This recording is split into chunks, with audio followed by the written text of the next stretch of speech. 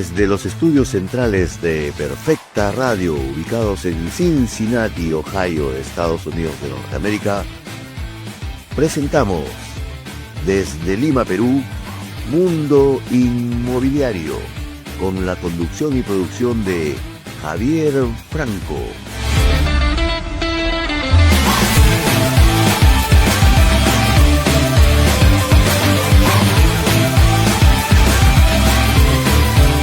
Adelante, Lima. ¿Qué tal, amigos? Muy buenas noches. Desde Lima, Perú, estamos iniciando una nueva edición de Mundo Inmobiliario con el soporte, como siempre, el auspicio, la producción de Perfecta Radio desde Cincinnati, en los Estados Unidos, y por supuesto la transmisión desde Lima, la capital del Perú, para todo el mundo de habla hispana, y también, por supuesto, los amigos de otros idiomas que entienden el habla hispana, sin duda alguna, para hablar sobre este sector tan dinámico que es el sector inmobiliario, no solamente dinámico en el Perú, sino también en Estados Unidos, que es la meca inmobiliaria, y también, por supuesto, en otros países del mundo. Esta es una nueva edición de Mundo Inmobiliario que llega gracias a el apoyo que venimos teniendo de todos ustedes, por supuesto, la producción también, el apoyo técnico de Henry Solgore, que detrás de cámaras hace maravillas con estas transmisiones, todas en Perfecta Radio, que está, por supuesto, en los 5 continentes. Ustedes van conociendo, por supuesto, las direcciones en las diferentes redes que tiene Perfecta Radio en su página principal, con la cual usted puede ver en vivo, como en este caso, sino también los programas grabados que quedan en las diferentes plataformas que tiene Perfecta Radio para todos los amigos que nos siguen permanentemente. Así que un placer de saludar a todos ustedes, en especial a todo el público que está con nosotros en otros lugares del mundo, en Miami, ¿no? Por supuesto, son las 21 horas en Miami, en Santiago de Chile, en Colombia, en Ecuador son las 20 horas también, con 14 minutos, bueno, unos minutos más. Y, por supuesto, estamos, como reiteramos, llegando a todo el mundo a través de las ondas de Perfecta Radio. Y vamos a ir un poquito veloz con las noticias que tenemos preparados para todos ustedes en esta jornada, no sin antes decirles que quien les habla es su servidor Javier Franco. También soy agente inmobiliario en el Perú con código 24855, así que estoy también para servirles en la red de agentes que tenemos, porque tenemos una red extensa con la cual estamos conectados no solamente en el Perú, sino también a nivel internacional. Así que si usted tiene, por supuesto, algún requerimiento, alguna necesidad de atención, puede ponerse en contacto con nosotros ahí al número que se ve abajo vía WhatsApp, y podemos revisar sus necesidades y atender sus expectativas. Vamos a comenzar con algunas noticias locales y también con algunos datos internacionales y, por supuesto, también información relevante para los amigos agentes. Pero hay una noticia que ha salido en uno de los medios que es nuestra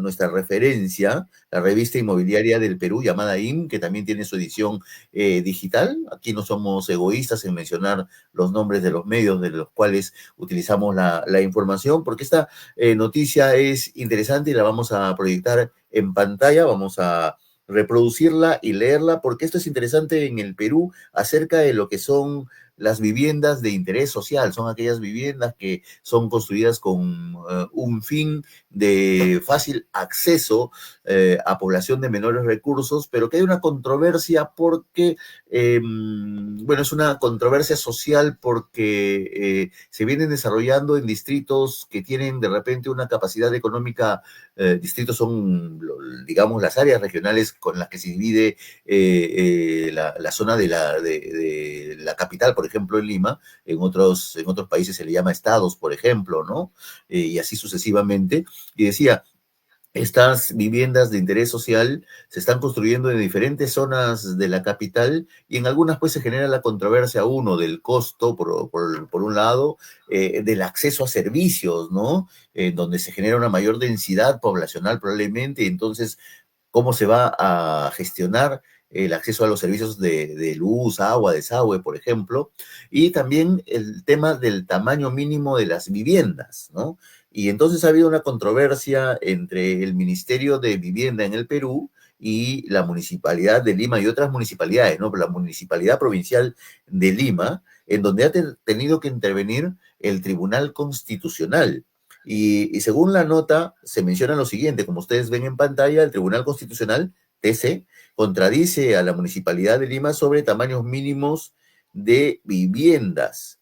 En el recuadro menciona que la vivienda social tiene nuevas reglas. El Tribunal Constitucional respalda áreas mínimas y requisitos de calidad. Bueno, y la nota menciona lo siguiente. El Tribunal Constitucional zanjó la controversia entre la Municipalidad de Lima y el Ministerio de Vivienda, Construcción y Saneamiento al confirmar que la cartera sí tiene, es decir, la municipalidad, el ministerio, quiero decir, sí tiene la facultad de establecer áreas mínimas en las viviendas de interés social. La decisión marca un precedente clave para el futuro de la política habitacional en el país. Bueno, vamos a ver si esto genera algunas medidas correctivas y en beneficio finalmente de la población. El origen del conflicto. La disputa se inició en el 2021 cuando municipios como Lima y Barranco objetaron el reglamento de vivienda de interés social. Alegaban que el ministerio había invadido competencias locales al incluir aspectos como zonificación y altura de edificaciones, lo que el Tribunal Constitucional anuló en ese momento. Sin embargo, en abril de 2025, el ministerio emitió un decreto supremo donde fijó nuevos estándares mínimos de habitabilidad, generando un nuevo enfrentamiento con la Municipalidad Metropolitana de Lima.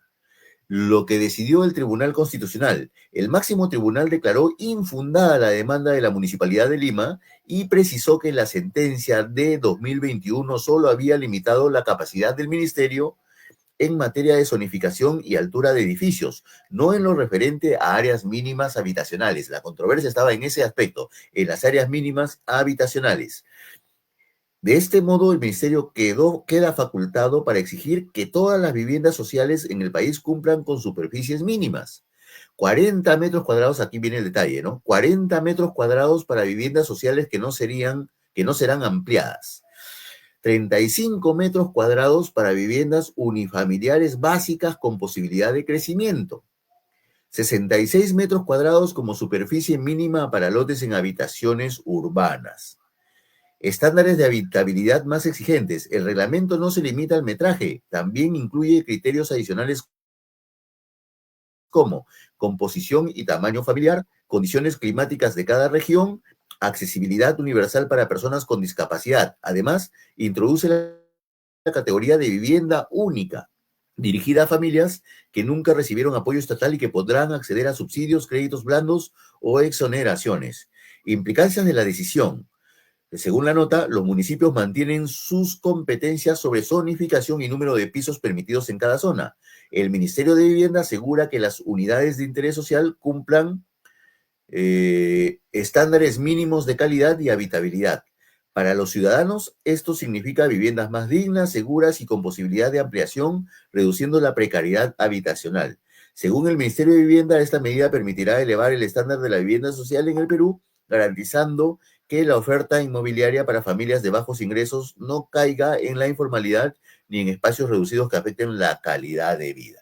Bueno, y la fuente a la que apela también, y hay que decirlo, esta revista digital es el diario La República. Bueno, esto es lo que se menciona entonces en esta nota, muy interesante, que define la competencia del Ministerio de Vivienda sobre los espacios de las viviendas de interés social. Así que esto, bueno, ha sido publicado recién también en esta revista digital y queríamos hacerla llegar a todos ustedes. Y esto, por supuesto, para los agentes inmobiliarios, en donde sin duda alguna la oferta seguramente va a tender a ampliarse, pues tienen que tener el conocimiento de estos reglamentos, de estas decisiones que se toman para poder asesorar adecuadamente a sus clientes, ¿no? En un tema que sigue siendo muy controvertido en nuestro país porque se está utilizando también con fines políticos, ¿no? Ya les reitero, estas viviendas que son de interés social, que se entienden para gente, digamos, con bajos recursos y que se están comenzando a construir en zonas donde, digamos, las condiciones sociales son de otras categorías, ¿no? Y esto genera cierta discusión, inclusive entre los pobladores. Pero, en fin, esto es lo que nos trae esta nota del momento. Bueno, vamos a seguir con los temas de las notas correspondientes, en este caso, lo que tienen impacto en nuestro país, en el Perú, porque hace poco, y ustedes lo están viendo también en la pantalla, se hizo una modificación a la ley 32430 que modifica el decreto legislativo 774 sobre la ley del impuesto a la renta a fin de regular el pago de impuestos por el arrendamiento de inmuebles denominado arrendamiento justo. ¿Esto qué significa? Bueno, para los que viven en el Perú y los que son arrendadores, la ley mencionaba, expresaba con su reglamento respectivo que los propietarios que alquilan inmuebles, ¿no? Las personas naturales en general, deben pagar un porcentaje del impuesto a la renta por el alquiler mensual, ¿no? Ese porcentaje es el 5% del valor de la renta, del valor del alquiler. Eh, pero antes lo que sucedía es que se pagaba, digamos, sobre la base del concepto del devengado. ¿Qué significa eso? En términos simples, básicamente según se iba consumiendo el mes. Pero a veces no había la garantía de el propietario de haber recibido el pago por parte del inquilino o del arrendatario, igual tenía que pagar su impuesto. Ahora esto ha variado. Ahora ya la ley lo que expresa en términos simples es que se cumple el pago del impuesto una vez que el inquilino, el arrendatario, ha realizado su pago correspondiente al alquiler o a la renta del mes. Es decir, cuando se hace el cobro efectivo de la renta. Y esto, por supuesto, beneficia a los propietarios, pero también desde el punto de vista de los contratos tiene que tenerse algunas llaves, digamos, como para poder garantizar que o sustentar que el pago del impuesto se está dando sobre una base cierta, ¿no? Sobre el hecho de haber recibido el pago de la renta por parte del inquilino o del arrendatario.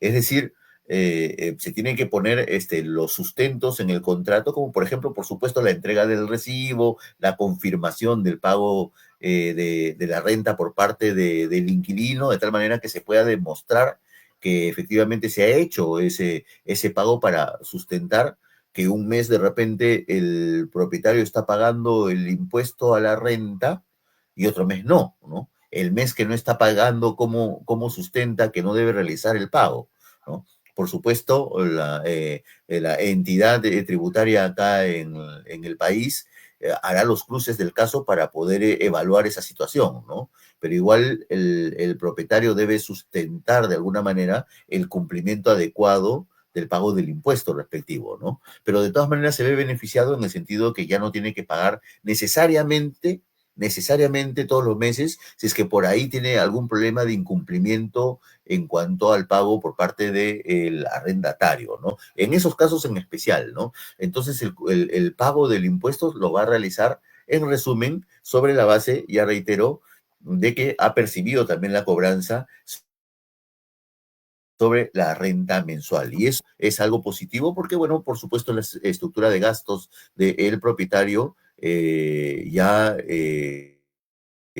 puede tener una especie de alivio y también el cumplimiento por parte del arrendatario, ¿no? Es decir, se sustenta el gasto en la medida en que el arrendatario está cumpliendo. Por supuesto, de hecho, las exigencias también van a ser mayores en la contratación, ¿no?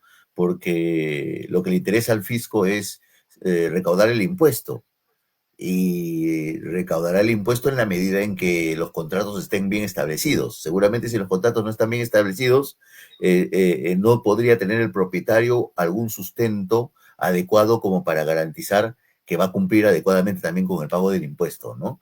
Entonces eso puede suponer que pueda haber una estrategia de colusión o alguna cosa entre las partes, ¿no? Y por supuesto, las medidas de control seguramente van a ser mucho más exigentes a partir de ahora. Pero eso lo vamos a ir conociendo con el reglamento respectivo porque esta medida entrará en vigencia a partir de enero de 2026. Entonces en el camino todavía seguramente habrá mucha tela que cortar, mucho pan por rebanar para ver cómo se cumple finalmente y de manera efectiva esta medida del gobierno del Perú. Ahora vamos a cambiar de tono de la información para compartir con ustedes algunas notas también internacionales, algunos datos frescos de la semana a nivel internacional y vamos a compartir la pantalla para mostrarle a todos ustedes algunas notas de otro ámbito, especialmente el mercado de los Estados Unidos, de Miami, para ver cómo se está moviendo el mercado inmobiliario en la zona. Con esto que ha pasado en los recientes meses de la política del gobierno de Trump, todas las situaciones que se han venido discutiendo, especialmente en el aspecto comercial, ¿no? El tema de los aranceles, por ejemplo, el tipo de cambio también que se ha ido moviendo en función justamente de esas decisiones comerciales, también movimientos de los otros países, en nuestro país, por ejemplo, en el Perú, el tipo de cambio se ha movido de una manera importante, ha llegado a bajar por debajo de los 3 soles 50 por dólar, cuando el promedio de los meses anteriores, y estamos hablando de hace más de un año o 2 años, estaba fluctuando entre los 3 soles con 60 centavos a 3 soles con 75 centavos. En algún momento llegó a 3 soles con 80, si no me equivoco, 82 inclusive, ¿no? Pero ahora está por debajo de los 3 soles 50. Y eso pues lógicamente beneficia a unos y afecta a otros, ¿no? A los vendedores de propiedades que han fijado sus precios en dólares, evidentemente les está impactando, ¿no? A los compradores les puede beneficiar también las tasas hipotecarias o la compra de propiedades en Estados Unidos para inversionistas peruanos, por ejemplo, puede ser favorable porque necesitan menos soles para comprar los dólares que implica los precios de las propiedades en Estados Unidos. Así que algunos se benefician y otros se afectan. No se puede decir que la situación es negativa. Negativa en relación a qué o positiva en relación a qué o para quiénes, ¿no? Entonces, bueno, vamos a revisar algunas noticias también del mercado en los Estados Unidos que pueden ser muy interesantes y aquí pasamos a compartir algunas de ellas. Por ejemplo, ¿no? Las tasas hipotecarias en los Estados Unidos. ¿Cuál es el valor promedio de las tasas hipotecarias? Aquí lo estamos viendo. La hipoteca tipo fijo a 30 años cayó 15 puntos básicos en relación a la semana pasada, ¿no? A la última semana, la mayor caída semanal del último año. La tasa está en 6,35%, por ciento, la tasa de interés, por supuesto, a 30 años y la de 15 años está en 5,5%. Esto, por supuesto, beneficia el acceso a la compra por parte de inversionistas peruanos, por ejemplo, ¿no? Por el efecto también en el tipo de cambio y una menor reducción de esta misma tasa, ¿no? Las tasas hipotecarias van por un camino, las solicitudes de compra alcanzaron la mayor tasa de crecimiento interanual en más de 4 años. Entonces, hay una dinámica de un aumento de las compras de propiedades en los Estados Unidos, ¿no? Las tasas promedio, entonces, al día de hoy están en 6,35, la convencional a 30 años, a 15 años 5,5 con las variaciones que se ven en pantalla.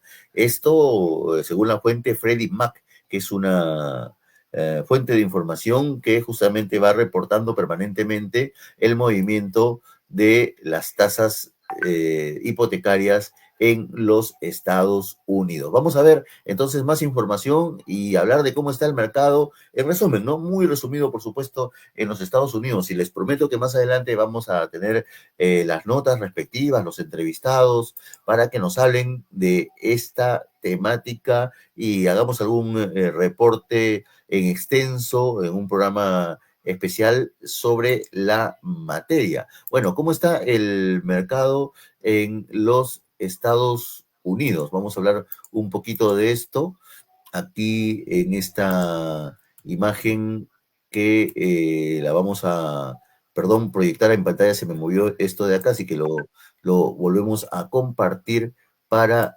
todos ustedes en esta presentación que la tenemos por aquí. Vamos a ver un instante y la volvemos a proyectar para todos ustedes.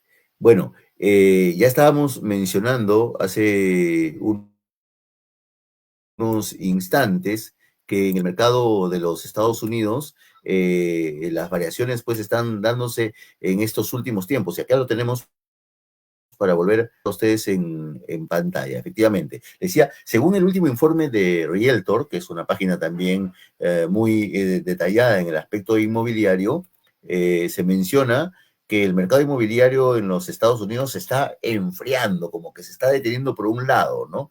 Pero las explicaciones son las siguientes. El inventario de viviendas creció un 20.9% en comparación con el año 2024. Es decir, se está enfriando porque lo que se ve en la estadística es que hay un mayor aumento de la oferta, aparentemente.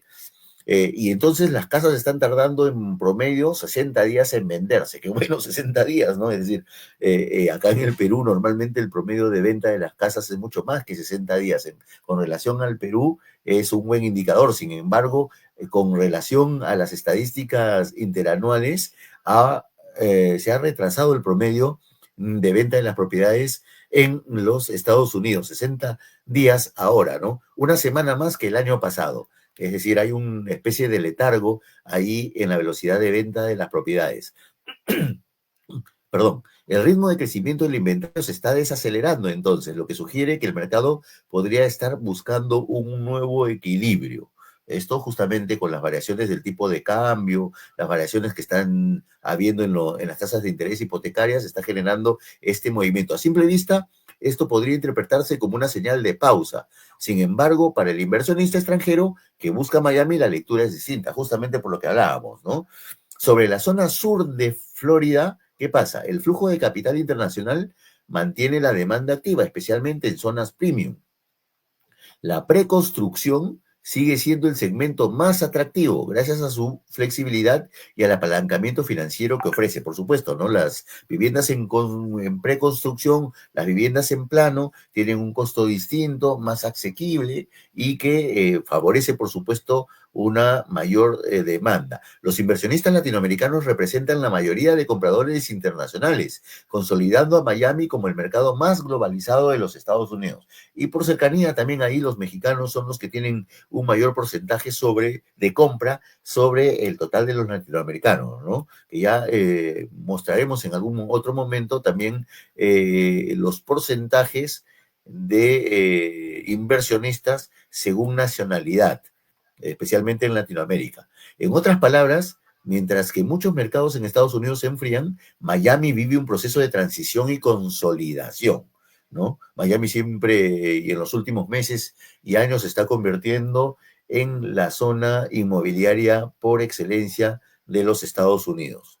De un mercado especulativo a un mercado respaldado por capital extranjero real. Muchísimo compran en cash en Miami, eso dinamiza también la economía de la zona. De propiedades antiguas con altos costos de mantenimiento a proyectos nuevos con mayor retorno, o con mejor retorno, quiero decir. De un mercado cíclico a un destino global con demanda estable, turística y migratoria. Estos son los principales aspectos que favorecen, pues, el hecho de que el caso de Miami se convierta en una zona de mucho crecimiento inmobiliario en los Estados Unidos. ¿Qué más hay sobre Miami? Bueno, Miami crece en propiedades de ultra lujo y condos, que es los condominios, ¿no? Condohoteles asequibles, mantienen su valor. El sur de la Florida está en camino a cerrar el segundo mayor número de ventas de propiedades de 10 millones o más en su historia, con una proyección de 426 ventas ultra lujo en 2025, muy cerca al récord del 2021. Y todavía prácticamente estamos en la mitad del año, ¿no? Un poquito más, por supuesto, ya estamos en realidad en el octavo o noveno mes del año, pero todavía quedan 4 meses o 3 meses y medio, y entonces aparentemente el récord en el número de ventas de propiedades de valor superior a los 10 millones de dólares es impresionante. Al mismo tiempo, los condominios, que por si acaso para el entendimiento de los peruanos aquí, pues es distinto los condominios en Estados Unidos que los condominios entendidos acá en Perú, ¿no? Los condominios son espacios mucho más abiertos que tienen una estructura tipo telera en Estados Unidos y que tienen una serie de servicios importantes para los turistas en especial, ¿no? Entonces, la nota menciona que los condominios de más de 30 años en Miami-Dade mantienen su valor con un precio medio de $294,000, casi idéntico al del 2024, mostrando resiliencia en el segmento más asequible del mercado. $294,000 que pueden ser para propiedades que llegan hasta los 60, 70 metros cuadrados, ¿no? En esas zonas donde están este tipo de propiedades. Esto refuerza dos realidades para los inversionistas extranjeros. El mercado de ultralujo sigue en auge, impulsado por capital internacional. Incluso los segmentos más asequibles muestran estabilidad a pesar de nuevas regulaciones para edificios antiguos. Esto según Miami Realtors, esta fuente de información, en su reciente informe de agosto. Y entonces puede ser un buen momento para que los inversionistas internacionales aprovechen esta cierta estabilidad que se está dando en el mercado inmobiliario en Miami. Otros datos del mercado. A ver, en Miami, más del 50% de las casas con precio superior a $1 millón se están comprando al contado. Más de la mitad de las propiedades con precio superior a $1 millón, ¿eh? Imagínense, así, contado rabioso, se están comprando las propiedades en Miami. Bueno, por supuesto es otro mercado y también compradores con otro perfil económico. En el rango de 1 a 5 millones de dólares, el 53.5% de las transacciones se cierran sin financiamiento, es decir, con dinero al cash. En propiedades ultra lujo, $10 millones o más, el porcentaje sube casi a 59%. Es decir, hay pues capacidad de pago notable, sin necesidad de financiamiento, sin necesidad de crédito entre los compradores. ¿Ah? Muy interesante esto. A diferencia, evidentemente, estamos hablando de otro mercado en Latinoamérica, es por supuesto distinto, ¿no? Es otra parte del mundo, vamos a decirlo así, y en el sector inmobiliario, por supuesto, las diferencias son notables. En el Perú, más bien, más del 80% de las compras de propiedades se realizan con financiamiento hipotecario, ¿no? Y me quedo corto con más del 80%. Bueno, lo mencionado anteriormente confirma que el mercado inmobiliario de alto nivel en Miami está impulsado principalmente por compradores internacionales e inversionistas con liquidez, con gran liquidez, lo que ofrece mayor estabilidad y solidez frente a mercados sobreapalancados, ¿no? Bien, esto es lo que se menciona acerca de la realidad del mercado en Estados Unidos en estos momentos, especialmente enfocándonos en la zona de Miami, en donde hay, por supuesto, bastante información, bastante oferta, bastante demanda, y que, es de utilidad para inversionistas y para todos los que quieren informarse sobre el mercado inmobiliario. Saludamos a Vane Barroso, que está en el seguimiento de la información aquí en Mundo Info Inmobiliario. Y vamos a cambiar un poco de temática para hablar sobre algunos datos para agentes inmobiliarios. Esto gracias a eXp Realty, quien nos envía información para conocimiento de los agentes y que lo vamos a ver también en unas pantallas en un instante más. Bueno, miren, el 71% de compradores y el 81% de vendedores solo contactaron a un agente inmobiliario antes de tomar su decisión. Es decir, tomaron una decisión inmediata y también seguramente fueron bien asesorados para que solamente a través de un asesor hayan logrado tomar su decisión. El 71% de los compradores y el 81% de los vendedores. Esto habla de un perfil de agentes inmobiliarios también altamente profesionales, con lo cual ya no tiene el propietario, el comprador o el vendedor la necesidad de recurrir a más de un agente, ¿no?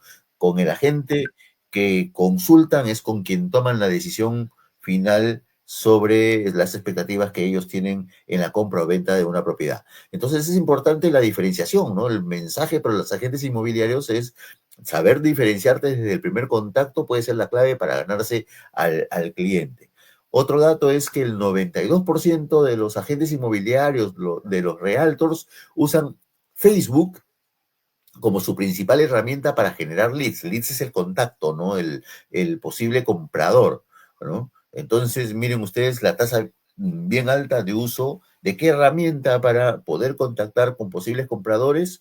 En este caso es el Facebook, que funciona notablemente en este sentido. Entonces, la recomendación es que si aún ustedes, amigos agentes, no dominan esta plataforma, están perdiendo terreno frente a la competencia probablemente.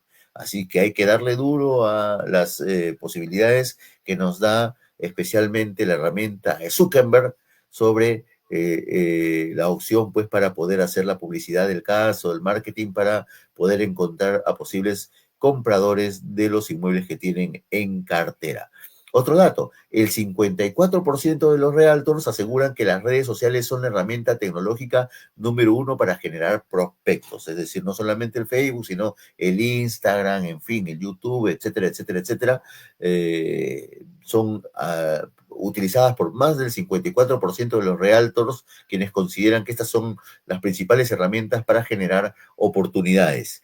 El contenido de valor en tus redes puede convertirse en tu mejor imán de clientes. Entonces es importante estar con presencia, realizar contenidos, no tengan miedo, intervengan en redes sociales, proyecten su imagen, desarrollen contenidos de valor, por supuesto, para conseguir oportunidades con clientes y que vayan cerrando sus ventas, sus negocios inmobiliarios.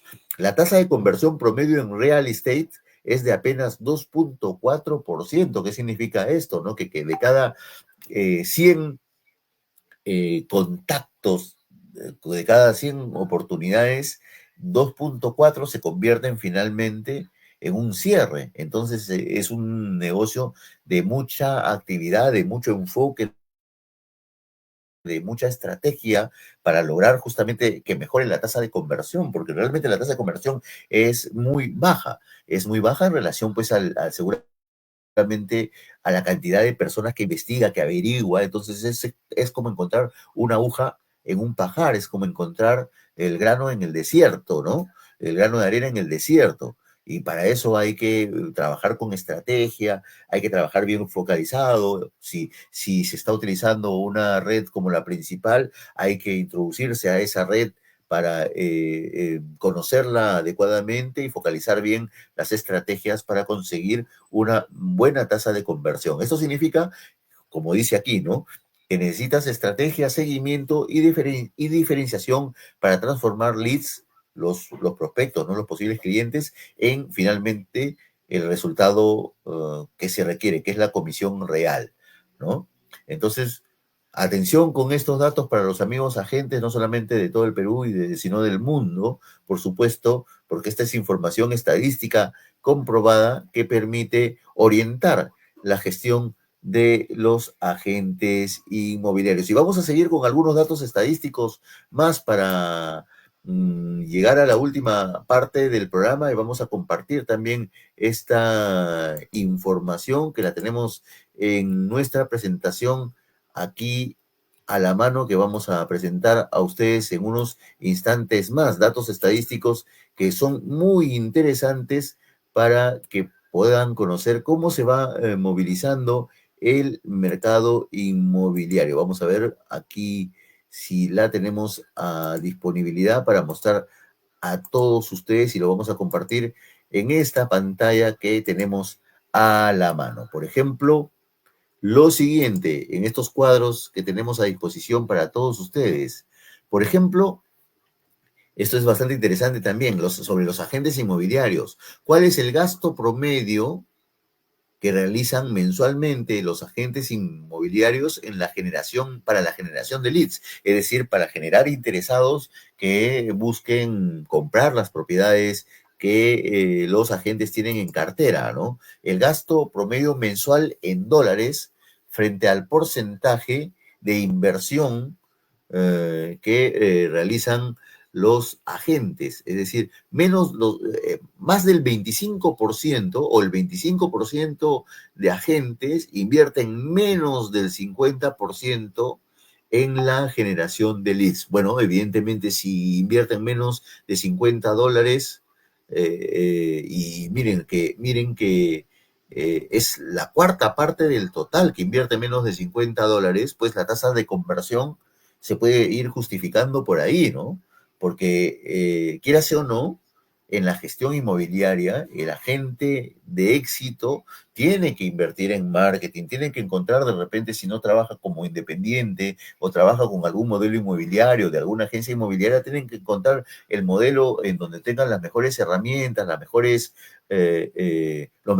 procesos como para respaldar su gestión, pero también tienen que invertir. Cuanto más quieres crecer, más vas a tener que invertir. Entonces, es un dato muy interesante que la cuarta parte de agentes inmobiliarios inviertan menos de $50 en la generación de leads, que es el corazón prácticamente de la gestión, ¿no? Entre 50 a $250, cerca del 21%, inclusive menos que lo anterior, invierte en ese porcentaje, pero seguramente están dentro del ámbito de los que van teniendo mejores resultados. Más de $250 hasta $500, 13%. Se va cayendo el tamaño de grupo, ¿no? Ese es el grupo más pequeño que hay en la distribución del importe de inversión, ¿no? El 13% apenas invierte entre 250 y $500. Luego, más de $500, el 22%. Está bastante repartido en realidad, ¿no? Bastante repartido, pero el 22%, y hay un 20% que ni siquiera invierte, ¿no? Que ni siquiera invierte. Entonces, miren que puede haber una relación con la tasa de conversión tan baja que hay, 2.4% veíamos hace un rato. Esto tiene relación con la capacidad de inversión de los agentes inmobiliarios. Y este es un tema que de repente lo deben también poder visualizar las agencias inmobiliarias, ¿no? Cómo captar agentes. Bueno, respaldarlos de repente con el soporte en lo que es la inversión en la generación de leads, que ya reiteramos, es parte del corazón del negocio. ¿Qué otro dato estadístico tenemos por aquí? A ver, las estadísticas de generación de leads sobre el comportamiento inmobiliario en el año 2024, ¿no? Bueno, lo que decíamos hace un rato, ¿no? El 71% de compradores y el 81% de vendedores solo han contactado a un agente antes de cerrar su transacción, ¿no? Eso es positivo porque habla de la especialización de los agentes que logran atender adecuadamente a los protagonistas del proceso sin que tengan que recurrir a más de un agente, ¿no? Eso es interesante. El 92%, según este cuadro de agentes, usa Facebook, ya lo habíamos mencionado. Una de las páginas más visitadas en Estados Unidos es Zillow, que es la número uno en número de visitas inmobiliarias para identificar propiedades, para hacer búsquedas. Ya mencionábamos hace un rato que el 54% de agentes inmobiliarios dice que las redes sociales es la herramienta más importante para la generación de leads y la tasa de conversión, ¿no? El 2.4 que lo acabamos de ver hace un rato. ¿Qué otro dato más existe para todos ustedes o tenemos para mostrarle a todos ustedes, ¿no? Nuevamente, las redes sociales más usadas en el sector inmobiliario. Esto, dicho sea de paso, es la fuente de información de la página Close, que tiene información muy importante sobre el sector inmobiliario y las estadísticas del caso. Bueno, Facebook es la reina, ¿no? Con el 92% de uso, luego está el Instagram, también especialmente para los videos, ¿no? 68%, y luego cae notablemente, bueno, hasta LinkedIn, que es esta red importante de profesionales que llega a tener el 52% de uso y después lo demás cae notablemente, ¿no? YouTube, que no deja de ser una herramienta importante para la construcción de contenidos, para tener presencia digital, es importante, pero no para la generación de leads probablemente, ¿no? Y bueno, luego están las demás redes sociales. Entonces el Facebook y el Instagram se llevan los principales lugares en este uso intensivo que tienen los agentes inmobiliarios. ¿Qué otra información casi para el cierre ya del programa en esta jornada tenemos para todos ustedes? Es que ¿cuál es el mejor día para hacer campañas de marketing? O el principal día, ¿no? El mejor día efectivamente para hacer campañas de marketing según esta información estadística, habla de que el martes es el mejor día con el 27% de participación respecto de los demás días de la semana. El peor día es el domingo, se entiende, ¿no? Normalmente de repente los interesados no están mirando sus correos electrónicos, ¿no? Porque esto es para el uso de correos electrónicos. Están viendo las redes sociales, entonces el hacer campañas de marketing, de email marketing en un domingo no es nada productivo y el sábado tampoco, miren ustedes, ¿no? Es lógico, la gente en general utiliza por motivos laborales su correo electrónico, más está en las redes sociales pues ve su correo electrónico muy poco y entonces los días menos efectivos son sábados y domingos. Luego mejora, hay un promedio en general en los días de la semana, pero el que se lleva el oro es el día martes, ¿no? Y es razonable, ¿no? El día lunes se ve con cierta intensidad y el martes más todavía. Y después va decayendo los demás días de la semana, la visibilidad del email marketing. Bueno, nos quedamos con esta información por ahora. Luego, en los siguientes programas vamos a hablar de algunas otras estadísticas más. Por ejemplo, ya veíamos un poco y los dejo simplemente con el dato adicional, pero cambiando de tema.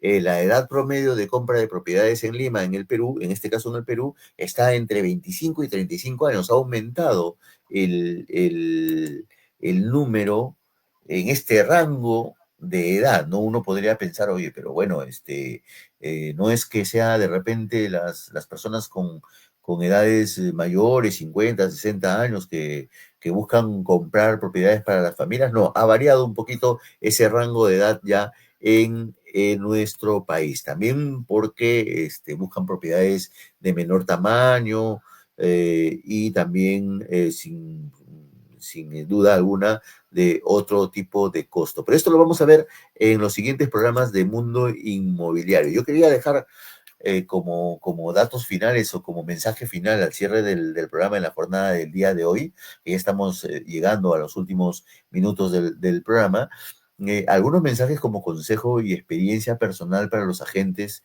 en el Perú en especial, porque en el Perú el problema que se tiene en relación a la gestión inmobiliaria es que si bien hay una ley, que es la ley del registro del agente inmobiliario en el Perú, sirve para eso principalmente, ¿no? No es una ley que obliga a que todas las transacciones, por ejemplo, sean realizadas por un agente, con la participación de un agente inmobiliario por un lado, ¿no?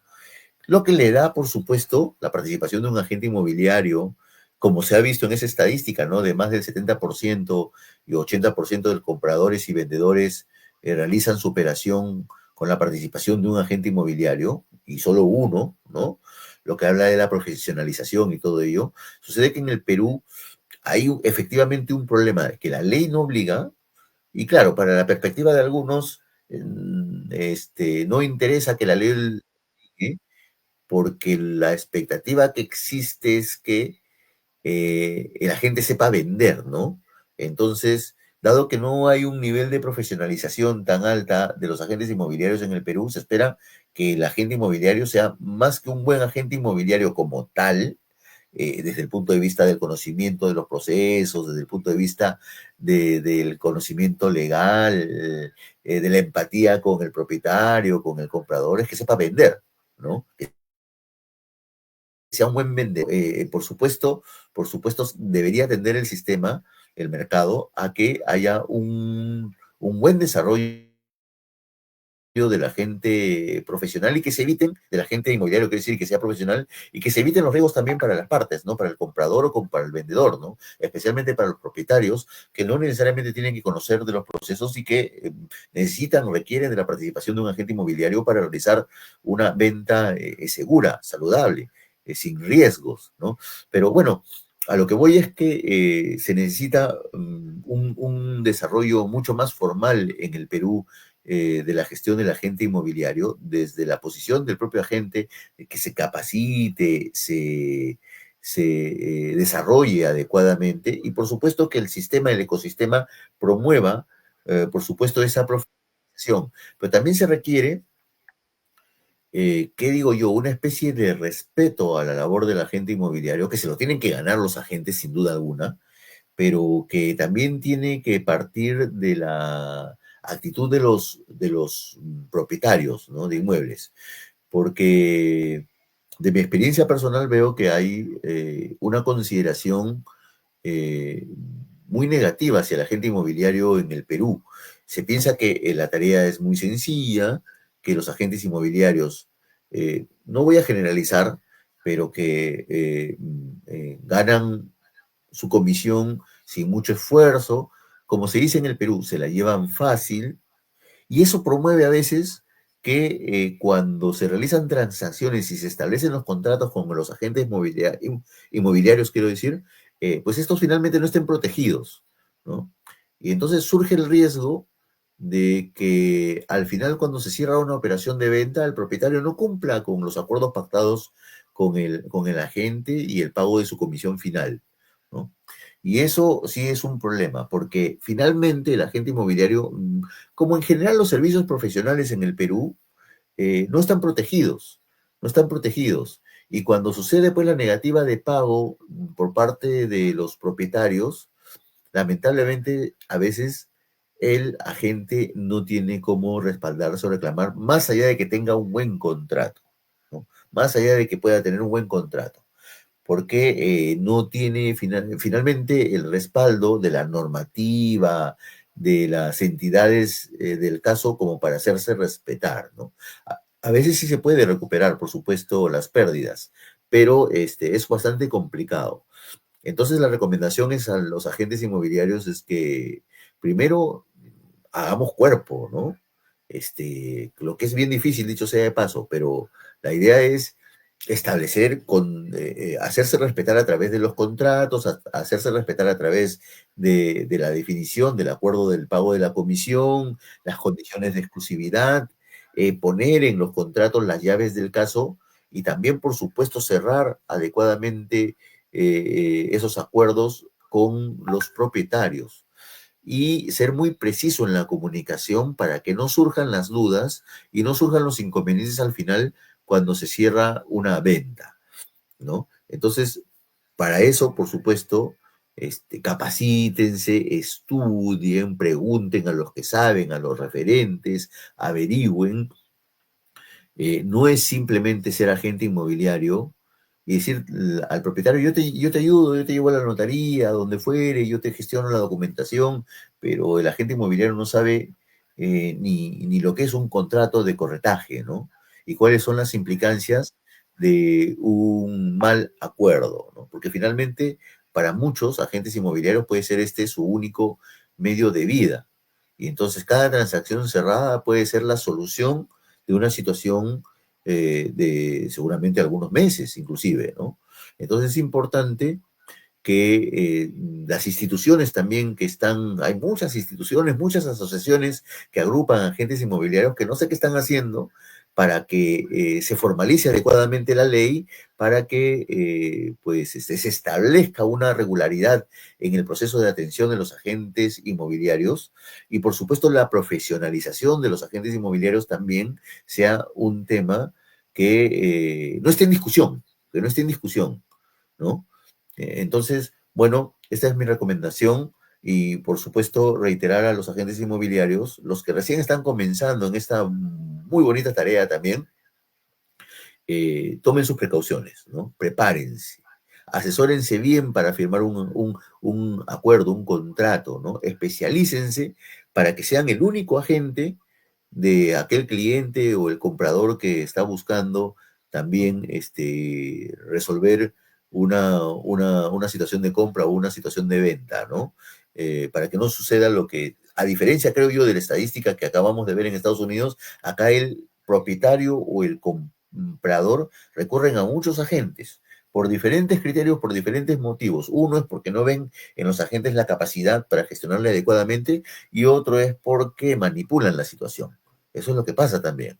Entonces, ojalá que las instituciones del caso pues intervengan en esta situación para hacer que la gente profesional participe de un sistema mucho más estructurado y en beneficio de propietarios y de compradores, ¿no? Y también, por supuesto, en beneficio de la gente mismo. Es la de trabajar durísimo para lograr sus objetivos. Este no es un trabajo fácil, no es un trabajo sencillo, es un trabajo que puede tener mucha rentabilidad, pero que requiere trabajo arduo, duro, focalizado y de mucha actitud y conocimiento también, por supuesto que sí. Bueno, a modo editorial prácticamente he terminado con este mensaje, pero bueno, es algo que vengo percibiendo y se viene viviendo muchísimo en nuestro país. Bueno, de esta manera estamos llegando, amigos, a la culminación del programa del día de hoy, Mundo Inmobiliario, desde los estudios, digamos, digitales, vamos a decirlo así, de Perfecta Radio, pero desde el Perú, por supuesto, con esta transmisión de Mundo Inmobiliario y con el apoyo de Perfecta Radio que desde Cincinnati, en su central, emite para todo el mundo y en los 5 continentes. Y como siempre, por supuesto, el agradecimiento a la paciencia y apoyo de Henry Solgore en las transmisiones de nuestro programa. Nos encontramos en una nueva edición de Mundo Inmobiliario, como siempre, cada 15 días. Y también, por supuesto, en las redes sociales ustedes pueden dejar sus comentarios, irnos acompañando, cualquier consulta, ya han visto nuestros datos para que puedan, por supuesto, estar en contacto con nosotros y así poderles atender cuando sea necesario. Bueno, hasta aquí el programa del día de hoy. Un servidor, Javier Franco Pérez, les agradece y nos encontramos en una nueva edición de Mundo Inmobiliario. Muchas gracias. Buenas noches.